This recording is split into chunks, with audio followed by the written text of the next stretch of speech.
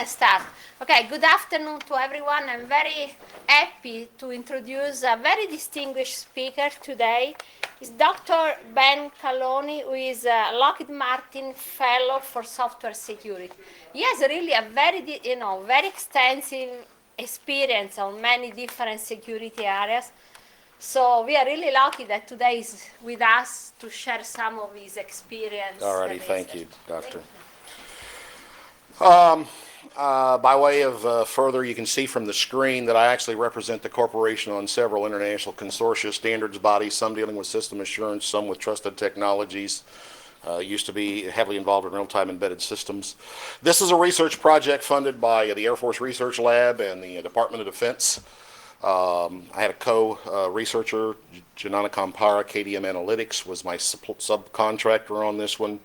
A process to look at trying to automate vulnerability assessment, some work we'd previously done, and this is some follow-on work. So this is kind of the overview of what I'm going to talk about today, a little bit more of a philosophical up front, and then a little more technical at the end. And so I work with Joe Jarzenbeck regularly at the Homeland Security Software Assurance Forums on pushing software assurance standards and metrics.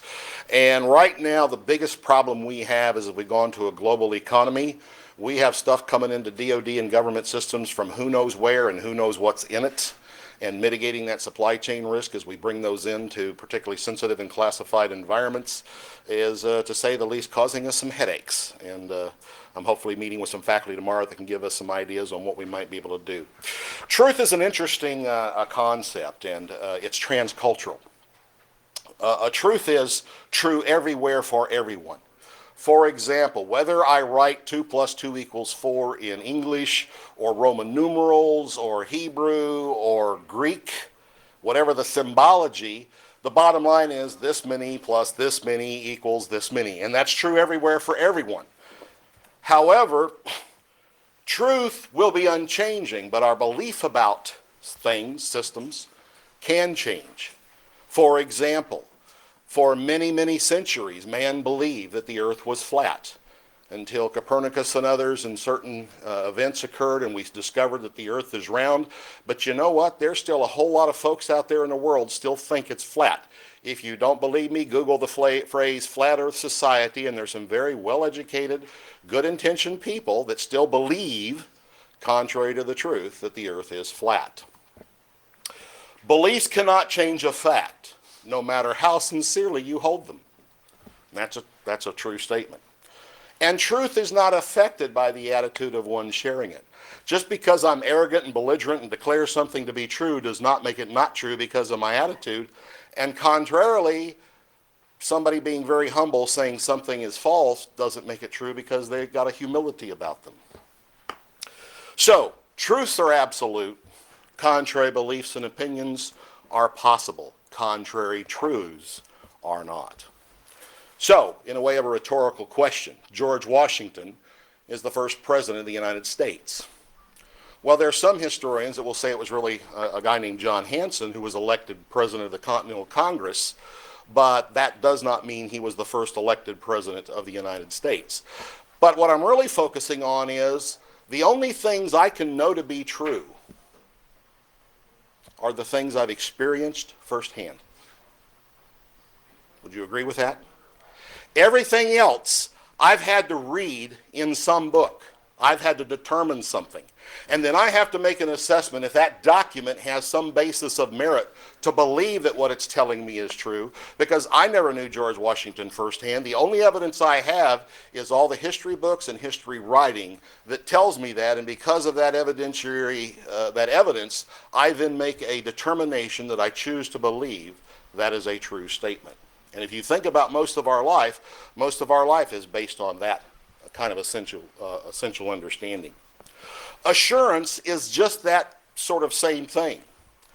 I have to believe certain assertions that this system is secure, or at least secure to the point I can trust it to do things, or it's safe, like in an airplane.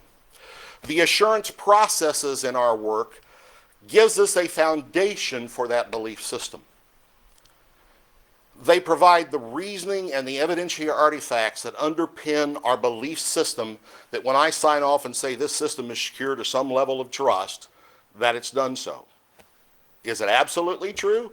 No, but to the best of my judgment, I can make that declaration. Nothing is absolutely 100% secure. Nothing is absolutely 100% safe. That's the reality of life we live in. The problem is the more complex the system becomes, the more difficult it gets to construct that belief system and that evidentiary stuff to understand and make the assessment that indeed it is safe or secure. So, what are we left with? Security presents us two different things to human beings: feeling and reality. On the feeling side, we have intuition, emotion, fear, anger, joy, hope. On the reality side, we have our logic, our rationale, our cognition. I have been in meetings where certifiers of multi-level secure systems, multiple certifiers, can look at the same exact evidence, and one of them says, that's good to go, release it, and another says, no, I need you to do a little more work here. Why? Their belief system, their feeling is based on filtering what they see, and I still come back to it's a judgment call when we're all done and through, and that's part of what I'm talking about tomorrow night is that whole basis of ethics for how you make that final determination. As it becomes more complex, we do better jobs by working with models mentally to understand the reality, because the reality is so complex, we have to break it up into smaller models to understand that, and that helps us to get our feeling in sync. And you know what? For the most part, human beings over the centuries have figured out how to make those things match fairly well. Surprisingly, our feelings match oftentimes with surprising accuracy the reality. But to get security, to get safety, you got to trade something, right? You got to look at things. My wife would like us to put in a burglar alarm system, but I've done the risk analysis of where I live and all that, and I've come to the conclusion I'm not ready to trade off the cost to put one in and the monthly fee, because I can pay for something that makes me feel secure and I'm no more secure, right? Or the contrary. But to get that security, we got to trade off either money or freedom or convenience or something, but there is a trade we must make to get to better security. So, with that as a background, let's start looking at a system assurance problem, because system assurance really deals with something that is a little subjective, and that's trust. So, I have to have a systematic, measurable way to look at a system's ability to execute and prevent malicious attacks. Strong dependency on the supply chain in those systems are necessary. I want to try to eliminate as much as possible unforeseen software bugs. I got to make sure I have the correct safeguards in there.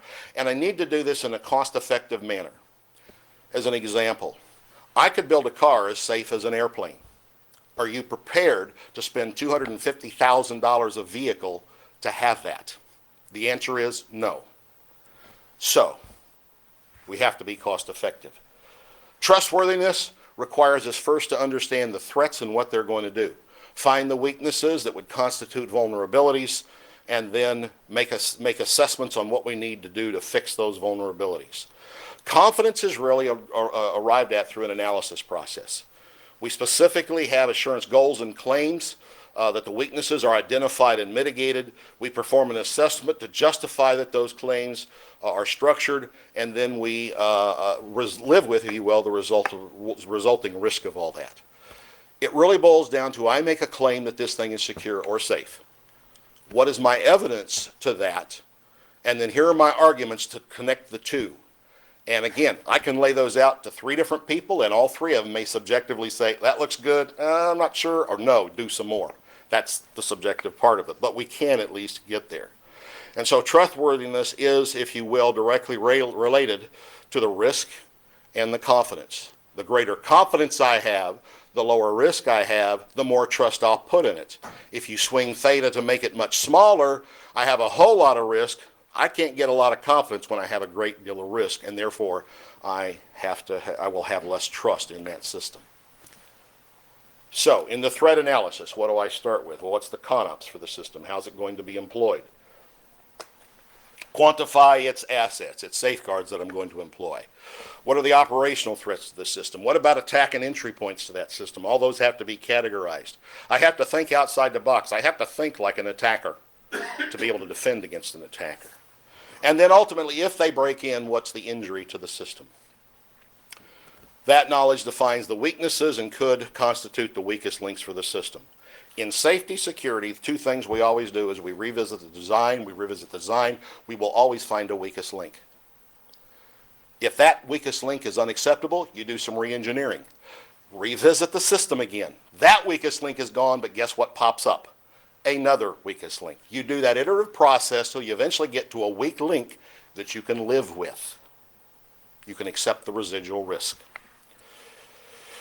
Okay, so from the CISSP body of knowledge, a vulnerability is defined as a flaw, the attacker has access to the flaw, and the attacker has an exploit to that flaw. I must have all three to have a vulnerability to a system. A software bug in and of itself does not mean I have a vulnerability. A software flaw or a bug that the attacker can get to, but if he or she has no exploit, it's still not a vulnerability. All must exist. So we don't always have to fix every single bug. I work on some of these boards with the Chief Security Officer of Oracle and Microsoft, and you know why a Patch Tuesday happens at Microsoft? Somebody found a vulnerability, i.e. there's all kinds of flaws in the system they don't fix. It's too expensive. Only when there's an exploit that occurs and an attack vector occurs do they then worry about fixing the vulnerabilities.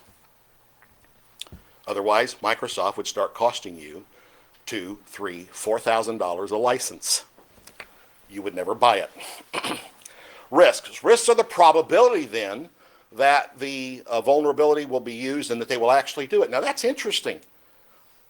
I like to use the analogy that if I'm in a large city in the north and a lot of people don't like to use air conditioning and open windows, if I'm on the ground floor of a tenement in New York City or Chicago, I'm probably not going to open my windows if I'm on the ground floor where anybody walking by, such as drug addicts or others looking for targeted opportunities, might crawl through the window.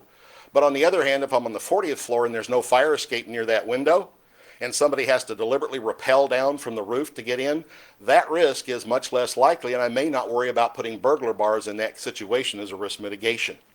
So just because those things exist, risk still is a probability that the attacker will actually use it.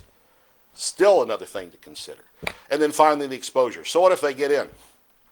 What are they really going to find? If it's not of anything of value, probably don't care that much. So, confidence is done through an analysis of assurance and reducing that uncertainty, that feeling that everything is okay. And it does not necessarily provide additional security or safeguards. Let me say that again. Assurance is about trusting what you have enforces the policy of security you've put in place. High assurance does not mean it's more secure. It means I have greater trust that what it is doing to a high degree of defense, right? It could still be very insecure, but those are two separate issues. Part of that is the assurance case, and what feeds into that is verification. The engineering process has to be known, the authentication, the implementation, and many other factors feed into that. Okay. Confidence is a product then of those system assurance activities, those artifacts, those information, those data that we scan over and form an opinion on. We look for those. If I have a lot of evidence that's very highly reliable and I have claims of that, then I can say I have a great deal of confidence. But on the other hand, in this slide, if I have very high claims but no evidence to support those claims are valid, I got very little confidence that the system will perform as it should. Risk calculation. What's the likelihood that something will occur? If it's extremely high, no matter how much the impact, how low the impact, it's going to be a problem. If the window's open and I'm pretty sure the guy's coming through, I better just accept the fact, no matter what I do, if I leave that window open, I'm going to lose something. Follow? So, how do we systematically start measuring this? And then finally, trustworthiness can also be mapped in terms of if I have an extremely high risk, no matter how great my confidence, I'm in trouble. I've got to reduce risk and have high confidence to be able to have high trust in a system. Okay, so that's kind of the background. And the challenges that we had to look at in this research project was to find a systematic way to cover the weakness space that's out there in our software systems, to find a cost-effective assurance process that could help establish that chain of trust, And current processes, unfortunately, resist automation. There is not a lot of traceability and transparency in many of the systems we buy. I've been in government workshops that are talking about, and one of them at the Open Group that has great backing from the DoD, NIST, and NSA is something called the Trusted Technology Forum, as a way that from these global suppliers, we have some insights into the things they do. To the point that eventually when we get that, the government will say, I don't care who you are and how great you think your product is, if you can't give us some assurance that this thing is trusted, we're not buying it in quantities of 100 and 200,000. So fix it or don't make the sale. So, how do we do that? Right now, it's an ad hoc way of doing this, and some of the things we need to do is get more formal methods, more mathematical approaches. We find that this space to do assurance is so large that there's no one vendor, no one contractor can supply it. It's going to require an ability for multiple tools by multiple talented people that are very good at their specific thing, at being able to have interoperability to exchange information between the tool sets to establish an assurance case for some of these systems. That means we have to have standards for interoperability between the tools. Hence, you see my involvement in many of the standards organizations. Security assurance tools are fairly young, and there's still lots of opportunity. I was talking to the faculty before, and I'm talking to faculty tomorrow. My hope is that in the future I can be interacting with some of the grad students to maybe be a mentor to tackle some of these problems in this space, because it would have direct applicability. Instead of just you write a thesis or a dissertation and you got it and you get your degree and go on, you may have actual impact in DoD to make things a lot better. So, we had a problem put to us by DoD, was the fact that the current static analysis tools, Coverity, Ounce, LDRA, name a dozen of them out there, all good companies, no, I'm not trying to blast them, but they've been built as stovepipes. They can't exchange data with each other. They can't exchange data with other tool sets that could do analysis, such as risk analysis. It's just all stovepipe, which means a lot of manual labor to try to go over tons of data and spot things that you hope you'll find as a human. There's no significant overlap. NSA evaluation showed that of the 5 top leading static code analysis tools, none of them found all the faults in a particular software code I'll talk about later. The integration of multiple tools can be extremely costly. Lockheed, as rich as we are, multi-billion-dollar company, cannot afford to buy 20 different static analysis tools and run all of those against our code. The costs are enormous to purchase, and then to have the labor spent to do that, we cannot do that. We've got to unify a lot of that. And penetration tools, as good as they are often woefully inadequate in many cases, and it still requires a very intense individual to think outside the box to figure out how to break into a system. The tools help, but they are not fully automated. So, many of the tools suffer from a lot of false positives. If a tool half the time is giving me potential bugs that are bogus, after a while I'm not going to rely on the tool, right? Not to say, well, what's it not telling me might be there that it's not even looking for? Those are problems. So it's a shortcoming. This was the basis for our research grant. Within that whole transparative analysis, we're not looking at the whole supply chain, and part of the problem comes from not just the applications, but in all the calls.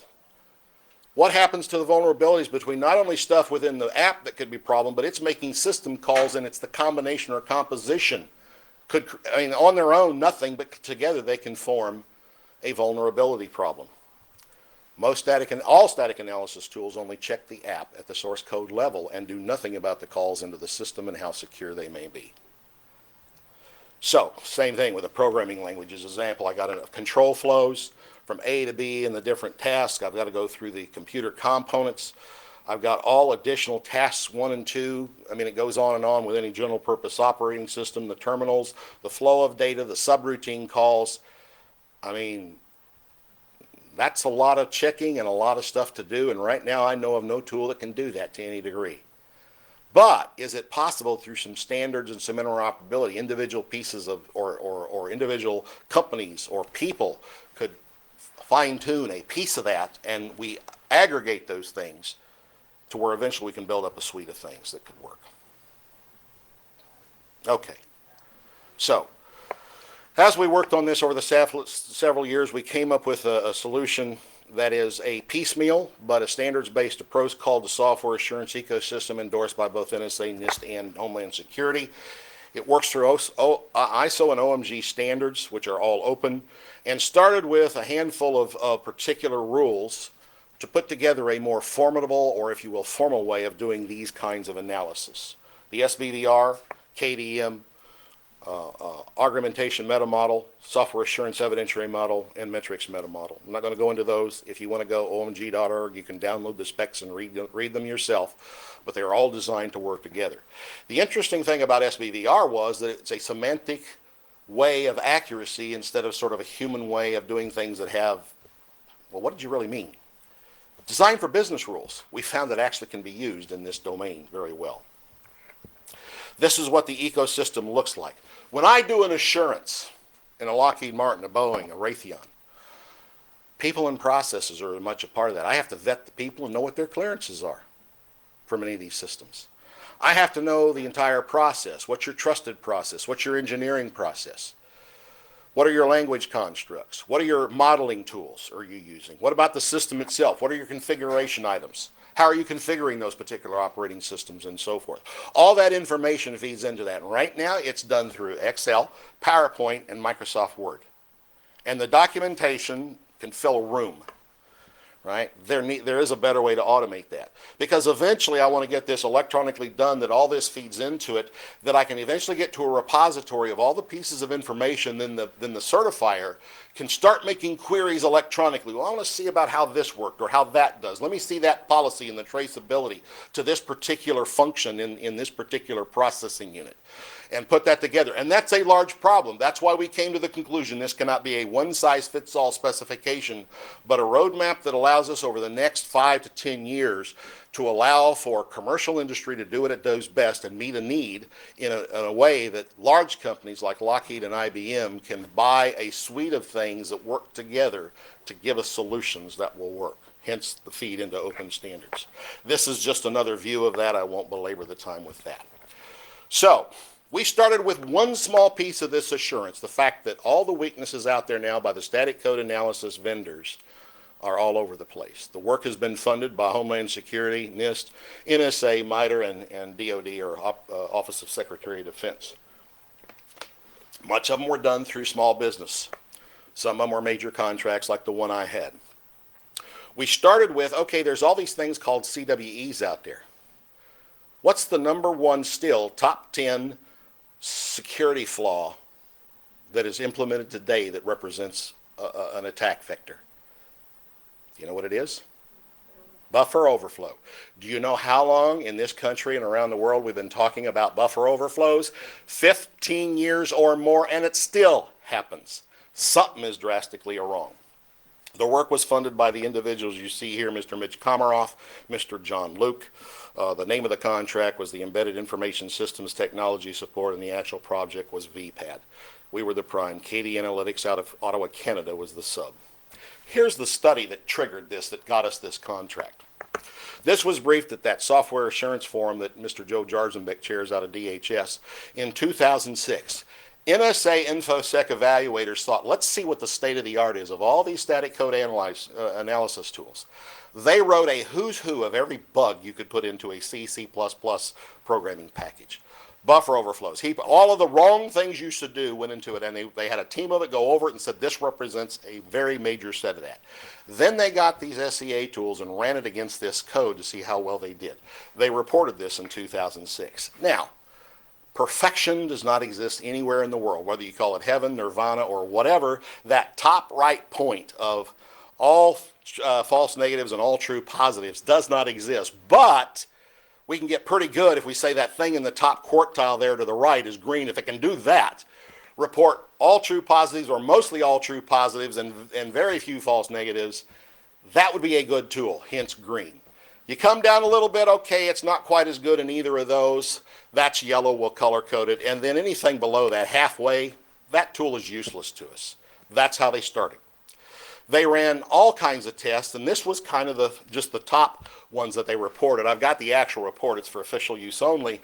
But, so what they did here is you look at the far right dots, whatever the top color value is of any of the 5 tool vendors, they didn't publicly say which ones they are. I know which ones they are. They are ones you would know.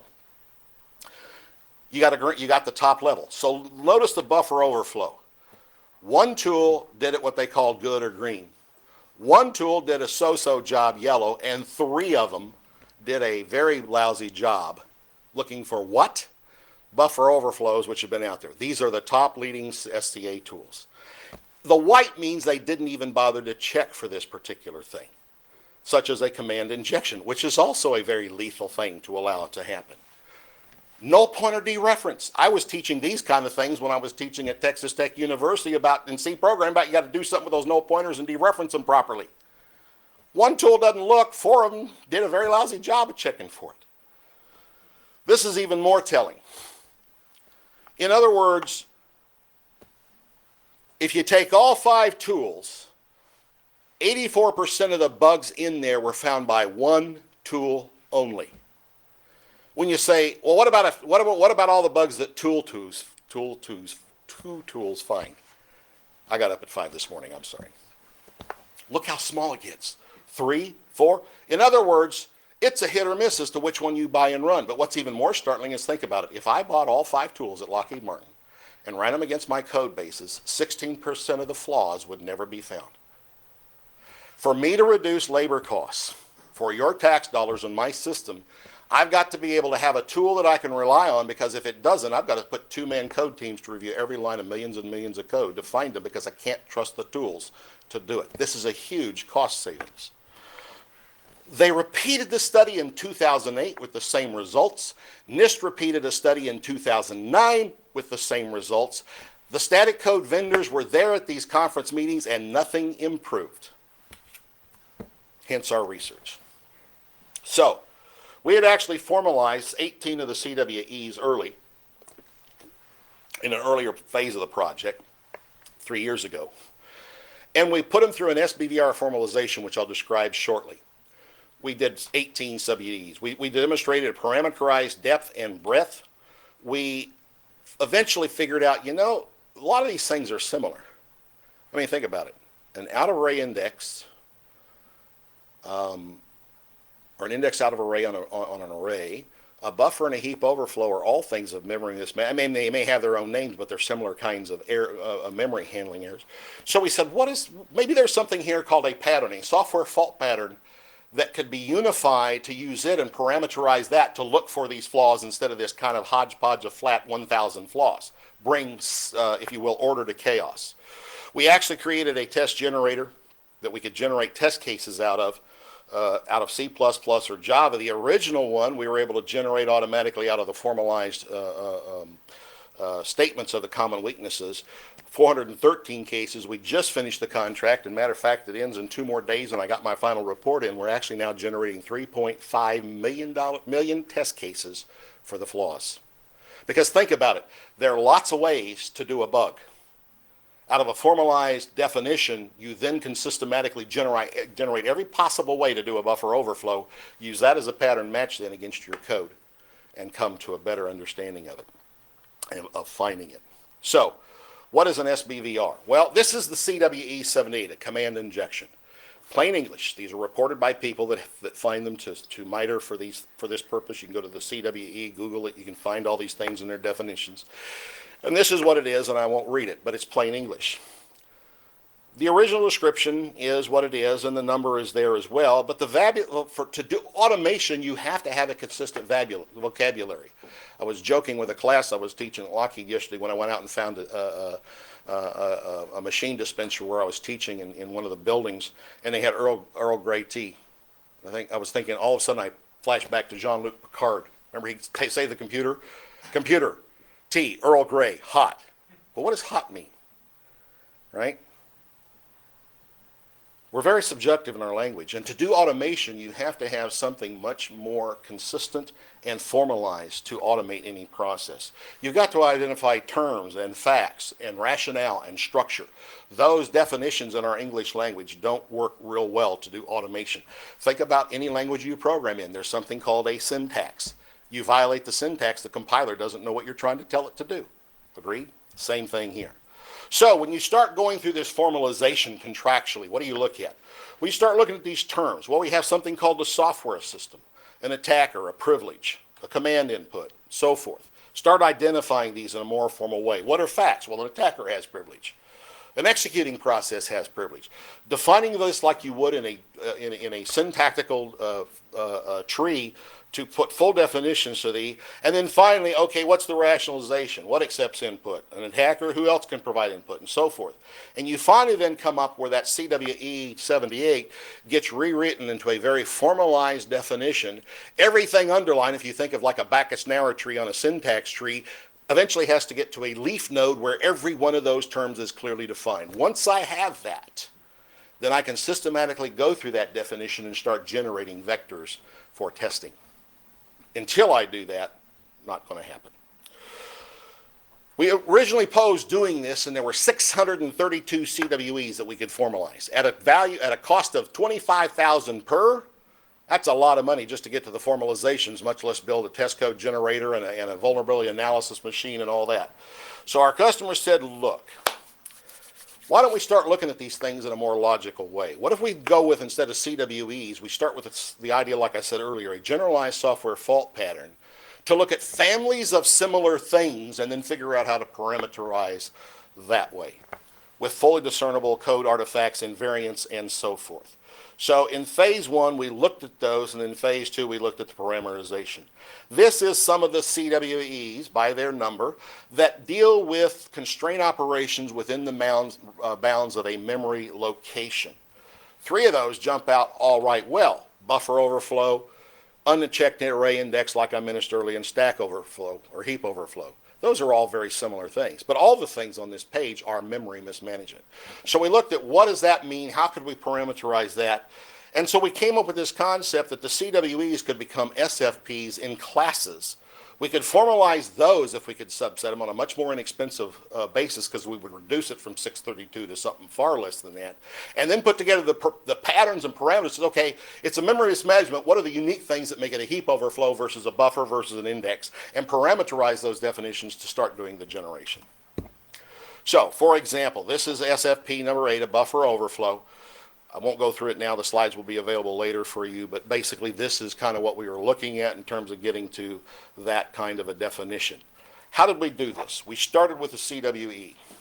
The hands in the photo are actually the CEO, Janana Kampara, of my subcontractor. They took the picture. They printed out all the CWEs. They had a big table in a conference room, and they started then laying them out all over the place and figured out, all right, we got all this stuff out there. Now what do we do with these 630?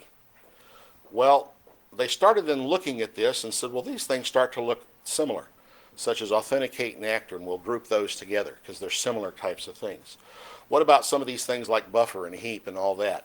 So we found that there was a logical partitioning that was occurring as we were moving these pieces of paper around on the table. And we eventually found all of them, and they've lined up in some very nice, neat piles with similar clusters. We then got rid of CWE. No more. We now look at what these are and put them into software fault pattern definitions and parameterize them. Forget the CWE definitions. Let's move to something more structured. This is the full graphical map of all those. Some are major, some are minor. We found out in the CWEs that are testable that there are 310 discernible, 322 non-discernible. In that last graph, there's 21 primary clusters covering them all.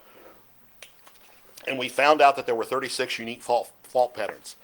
This slide set was released last fall. The final report, we did some more massaging, and it's now down to 32. That's the final number, not 36. We can cover the CWEs in 36 patterns with parameters. That's doable. That's cost effective. What is a non-discernible CWE? Well, the problem is, look at number 684. Failure to provide specified functionality. I'm going to need my glasses to see this one. The code does not function according to its published specification. Wait a minute. What do static code analysis tools do? They only have the source code to work on. Unless you got some automated way to get back to see if it matches the design and requirement spec, how do you know that? Well, a human determined that, but you can't automate that. If you'll mentally go back to that software ecosystem picture, remember when I said there's processes and people and design artifacts? As we populate that with standards and tool vendors come forward, we envision at a time there will be a way, as you use things like unified modeling language, TOGAF, DODAF models with full interchangeability, to be able to then say, oh, we can make this one discernible. Because now we can see the traceability from the code to see if it really matches the original spec. What would that do to the quality of software in our systems? So that's why we set an ecosystem that's a suite, not a one-size-fits-all, try to do a big bang. So we had that. We found a way to do that through an automation. We can support it. We've demonstrated that. The computation is defined by the artifacts. One of the key things that helped us was the development of the KDM meta model, which has existed and tools support it for years. It's actually an ISO standard. After we got it done at OMG, we were able to get it through ISO. It is a knowledge discovery. It was designed to capture any and all information about a computer system, including configuration items, in a meta model form that you could literally put all the information you need. Let me give you the background on this tool and standard. Nortel, Canada, years ago, had so much deployed, so many switches and hubs and various things they do in telecom, that they had lost track of design and requirements documents for everything they were selling. They had some routers that were being deployed with version 5 software, and when they looked in their archives, the last time they had any update to requirements and design documents were version 2. People had just been slamming code. Management says, we got to find a way to automate this and reverse engineer and get everything up to date. And what they put together was a way that became such that it eventually became what was known as a knowledge discovery meta model. We can do reverse engineering out of binary code. We can take source code. The model tool can be fed into it, and you can start making order of it. And it then becomes a database to query about the system and learn about the system and put things into it. And part of that would be then the SFPs and the weakness space. So in phase 2, we did convert the SFPs to the SBRVR rule set, like I've talked about. We did write a software meta model. We continue to work on the test code generator. As I said, originally we thought it'd be 500,000. We're now generating 3.5 million faulty patterns from these SFPs. And we are poised to continue R&D for data flow analysis. If we can get, and when we get this thing finalized, as we get further into the research, a data flow analysis tool will help us find the vulnerabilities. Right? Once we know what the flaws are, remember that graph where you're just doing the apps, but then you got all these system calls?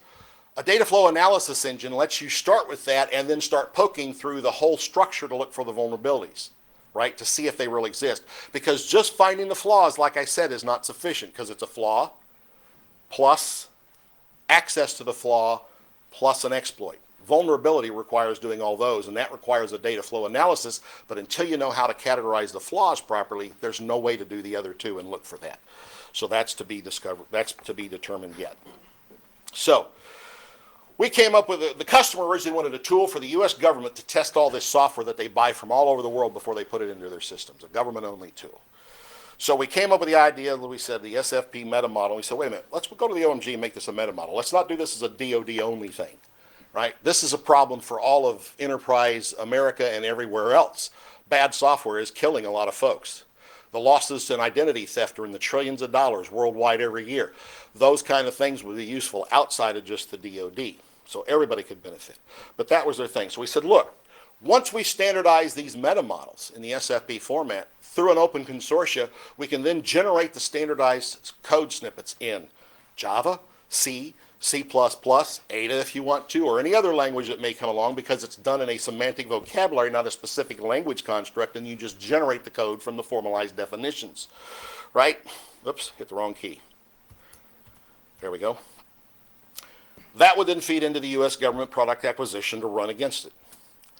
There's something known as the Open Group Certification. If you know anything about Unix, you know there's a standardized Unix and a test suite that you get branded that says your API. So if I have an application written on HP's Unix, I can drop it onto IBM's Unix and it will run. That's due to the fact that not the compilers, but the Unix variants are all tested for full conformance to the Unix specification. What if we do the same thing here? Well, once we have that, we can go to Coverity, Announce, Fortify. Guys, we've got a very formal way for you to do this. Here's the way it's going to go. For those of you willing to put your tool, here's the test suites, modify your tool. By the way, we got all this formal stuff here you can use as well, but so that at least your tool will find everything we've agreed are the bad things to find in these standardized code snippets, and make sure you find it.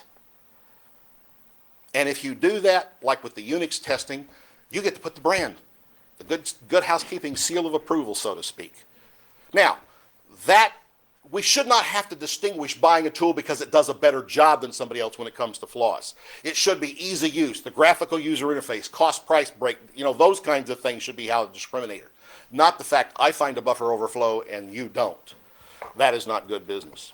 And then the government can get into this and say, oh, okay, I see, instead of me having a U.S. government tool only, I license the tools as validated, just like anybody else, a Lockheed, an IBM, or whoever, and we get out of this government-owned only kind of a thing, make it truly a commercial enterprise. Well, companies like Lockheed can then pull in things like this to feed into our DICAP CNA effort. Granted, there's a whole lot there based on that ecosystem. I mean, all the stuff you saw there, we have to give all those documents to our customer, but SCA evidence would be one. But more importantly, when I get to the point, and I'm working on this on an IRAD this year, if I can get to the point where I know that I can trust the tool to do these things, I can then go back into management, to the engineering core processes and say, guys, if we run the tool, we only have to focus our eyes on our two-man reviews on this. At the labor rates we charge per hour, that is a huge manpower cost savings if we can automate it, and our customers would muchly appreciate it. What about an application product? What if you had some kind of a spreadsheet or some other app, any kind of a commercial app you wanted to sell? Now you run one of these validated SCA tools against your tool. Guess what you could do? License the open group, pay them, hey, double check our research, we say that we don't have any bugs in our software based on this standardized set of things. They get to then put the certification, the branding on there. So when I go into Best Buy, oh, here's two products. One says they've run through this and they're free of all these bugs that everybody agrees are things that shouldn't be there, and here's one that doesn't have the brand. Which one are you going to pay the money for? Right? And then finally you can feed into common criteria and several other things. And as we complete the semantic part, as I said, we have an SFP meta model in the work, but when we finally get the SBVRs done, much more formally done, then we replace that in the standard, round trip it through the standards, round trip it to the tool vendors, and so forth. Now, what does that mean long term? Well, instead of CWEs, if we find new things, we put it through a process to formalize it, add it to the database, let it know to the vendors, okay, there's a Rev 3.1 of this spec, there's some new things you need to patch, fix, update, and sell it in your next version of your tool. Bring chaos, or bring order to chaos, not the other way around. So we look at this as being an open, fully transparent, fully configurable approach compared to what we have now, which is semi-transparent, if at all, very closed and all that. We see this as a better way to go. The customer agrees. The one thing I appreciate about the customer, he said, look, this really does need to be open standards. This is a problem that we're going to have to solve globally through collaboration in an open standards format. And so that's the reason we're doing it, and I continue to chair some of these committees, because Lockheed wants to be a part of that. Where do we go? Well, we expanded the rule-based analysis from simple patterns and values. The goal is to make the rules available as third party. I'm going to be in D.C. in March. I'm setting up a meeting with Coverity to see if they'd be willing to partner, to be one of the first to try to go down this path. I found out something in commercial technologies. It's taken 10 years to figure it out. All I need is one to do it a better way. Guess how long before their competitors will figure out they got to play the same game or go out of business? That's the wonderful thing about free enterprise. He who builds a better mousetrap will gain market share. And if you want to play, you've got to bootstrap yourself to do a better job. I don't have to convince all of them. I just got to convince one there's a better way, and they can demonstrate it and start making better sales and inroads. We eventually want to get to the DFA. Like I said, that's part of the future research we've got to do, because that will get us to the vulnerabilities. But like I said, until we get some order to the static code problem, the rest is kind of useless. This is kind of an idea where we're heading with the test code generator, the code complexity rules, and then eventually feeding into the DFA engine. It's fairly self-explanatory. I verbally explained it already. But eventually with the DFA, then we can get out vulnerability reports. We know there's flaws. We can fix those. But what about the vulnerabilities in the interactions? So, in summary, we normalize the uniform common fact model. We want to have that. Standards data feeds for reasoning, standards based. We want to get the assurance case to a more formal mechanism. The English language is horrible at accuracies. It really is. Think of how many conversations you had to kind of work through when you said something and somebody misunderstood you.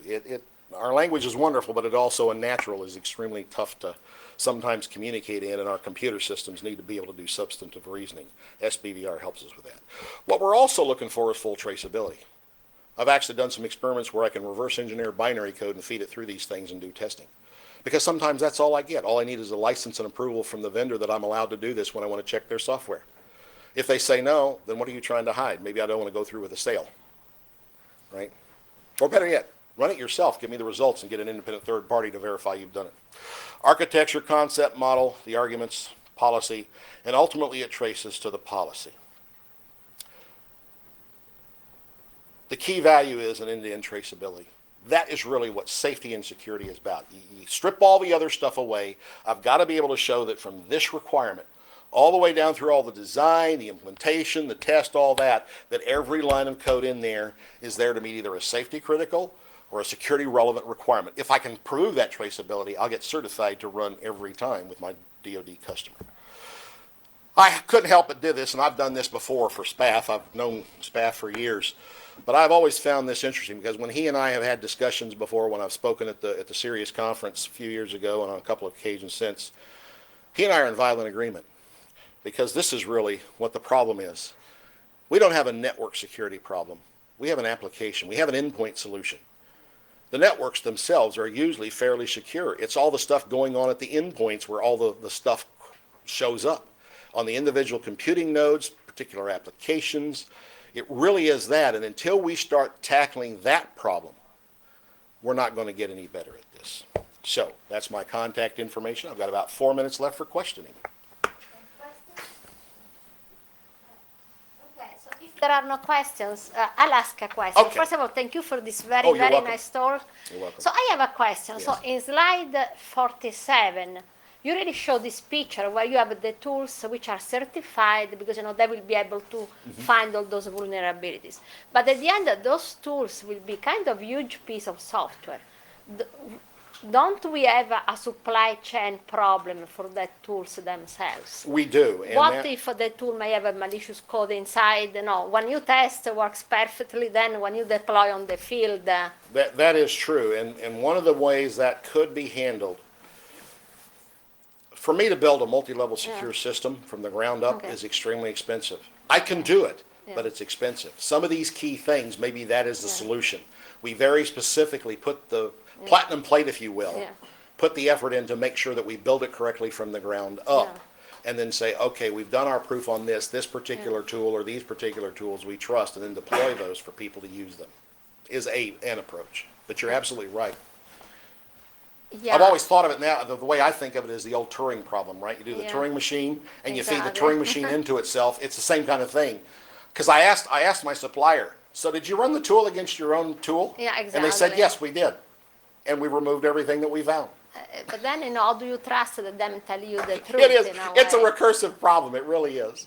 I know, but this will really make perhaps a false security sense into people. Probably those tools may need to be deployed with really kind of attestation techniques, so you can make sure the software, the tool itself doesn't change. It is. There's a lot that has to be done. Innovation is based on the idea that an individual can build a better mousetrap and sell it and make it profitable for him or her. But innovation in and of itself can also be a trap because to do that innovation, we have to take risks, we have to deploy things, we have to take chances, and there may be problems with that, and that's a balancing act. That really is. I don't claim to know all that get there. I just know that when we saw the problem with the CWEs and our customers saw it and said, we can do a better job of this more formally, at least bring some better way to do it. Not perfect, but better. It's not that I go from something that's untrusted to absolutely near perfection. It's if I can raise the threshold, right, a little bit, and do that globally to every computer, and then gradually increment that eventually we can get to the point where we're doing a much better job. But there is no magic bullet here. It's just good diligence by researchers and people trying to do the right thing and incrementally taking the next logical step to improve it. And I think the piece that fortunately these customers understand, we're not going to do it in DoD like we used to. We've got to have the partnership of the enterprise and the commercial world and working through the standards and say, guys, this is a better way to do it. What do you think? And have them involved in that process makes that financially possible and still for people to make profit. So, Yeah. So questions? yes, yes. Thank you. So it looks like in the process of converting your CWEs to the SBVR language, or at least the vocabulary that you needed, you could have benefited from a lot of natural language processing that was pretty semantically informed. Were you able to find and use some tools or some experts We from that did, field? and we have, and I'm gonna, and one of the things I'm gonna throw out since you're here, and I've been talking about it with the faculty briefly, like I said, there's some key pieces of this that I think would make one very good either master's thesis or doctoral dissertation. And I would be more than happy to work, some of my time via telecom or whatever with your advisors if you want to, because this is all open standards. It's not like it's classified, right? It could be something that there's some pieces we could carve out of this to do that. We did some of that, and the truth is because of cost and schedule, remember I said we did originally 18 CWEs? We were not able to do the complete notice in the thing, we have not completed all the SBVR. That's a lot of work yet to do. There's a lot of formalization that has to occur in there. For us to do it, for my supplier to do it, we're in business to make money. You're in business to get a degree. No offense, your labor is a lot expensive, but your payoff is I get a master's thesis or a dissertation, and I see some key pieces here that might be rolled into that would help not only you, but feed into what we're trying to do. And it's a win-win for both of us, because right now, we still have not got full funding to get all those formalized into an SBVR. And there's some work, I think, like you said, that could make that better, and it might be you could write up a thesis or a dissertation and get credit and graduate. So certainly you have the faculty, they know how to get a hold of me, you got my information, and be happy to discuss some of that with you. I'm an adjunct professor, as you can see, at Southern Methodist. I teach system security engineering usually once a semester, so I think my credentials would be acceptable here at Purdue to help mentor some. Okay, so thank you very much. Thank you.